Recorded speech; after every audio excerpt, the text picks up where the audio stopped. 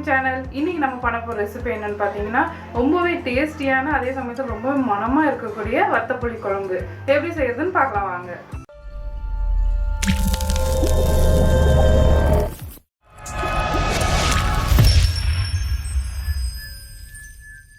வத்தல் புளி குழம்பு செய்ய இந்த மாதிரி ஒரு கடாய் வச்சுக்கோங்க. அதுல நல்லெண்ணெய் 3 டேபிள் ஸ்பூன், எண்ணெய் சூடானதும் கடுகு 1 டேபிள் ஸ்பூன், வெந்தயம் 1/2 டேபிள் ஸ்பூன், காய்ந்த மிளகாய் 3 சேர்த்துட்டு வறுத்துக்கோங்க.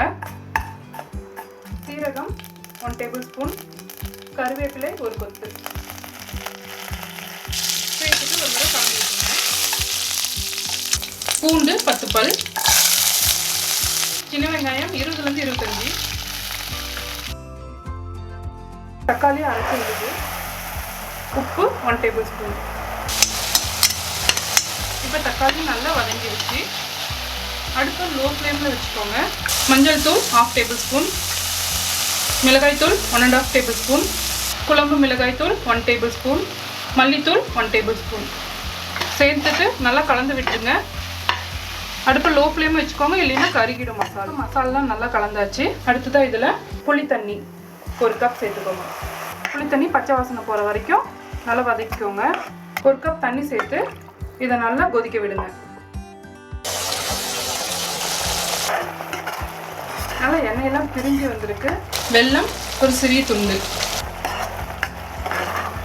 வத்தல் தாளிப்புக்கு ஒரு சின்ன கரண்டி வச்சுக்கோங்க. அதில் நல்லெண்ணெய் 2 டேபிள் ஸ்பூன் ஊற்றிக்கோங்க. வத்தல் ஒரு கையளவு சேர்த்துக்கோங்க. சேர்த்துட்டு இதை நல்லா பொரிச்சு எடுத்துக்கோங்க. இப்போ வத்தல் நல்லா பொன்னிறமாக பொரிஞ்சிருச்சு. இப்போ நம்ம ரெடி பண்ணி வச்சிருந்த கிரேவியில் இதை ஊற்றிடுங்க.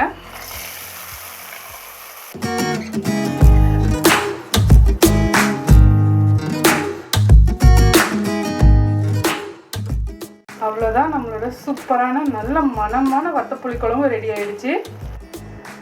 வத்தப்புளி குழம்பு ரொம்பவே சூப்பராக வந்திருக்கு. ரொம்ப நல்ல வாசனையாக இருக்குது, அதுவும் ரொம்ப நல்ல டேஸ்ட்டாகவும் இருக்குது. கண்டிப்பாக இந்த ரெசிபி வீட்டில் ட்ரை பண்ணி பாருங்கள். மனமும் சுவாயம் சேனலை சப்ஸ்கிரைப் பண்ணாலும் சப்ஸ்கிரைப் பண்ணிக்கோங்க. உங்களுக்கு பெல் ஐக்கானே அழுத்திக்கோங்க. லைக் பண்ணுங்கள், ஷேர் பண்ணுங்கள். உங்களுக்கு விருப்பமான டிஷஸ் எதாக இருந்தாலும் என்னோட ஷேர் பண்ண நினச்சிங்கன்னா கமெண்ட் பாக்ஸில் கமெண்ட் பண்ணுங்கள்.